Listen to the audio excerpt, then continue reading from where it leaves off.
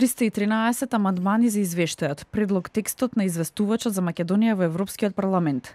Европратениците од екстремно десничарската и националистичка партија Грчко решение предлагаат замена на зборовите Република Северна Македонија со зборот Скопје во текстот на целата резолуција.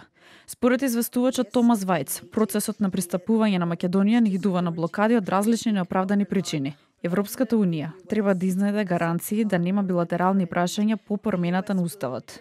Точката поврзана за уставните измени, странското мешање, македонскиот јазик и идентитет. Со амандманот на Вајц се предлага оваа точка да гласи: Со оглед на тоа што Северна Македонија треба да ги усвои неспроведените уставни измени во согласно со незините заложби, за да можат веднаш да започнат пристапните преговори.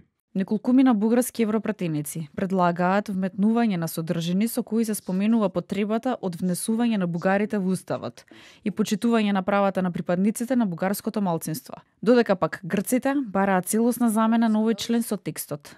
Забележува дека Скопје на ниту еден начин не ги презел неопходните чекори за пристапување кон Европската унија и согласување со европската надворешна политика, повикува на итен прекин на пристапните преговори.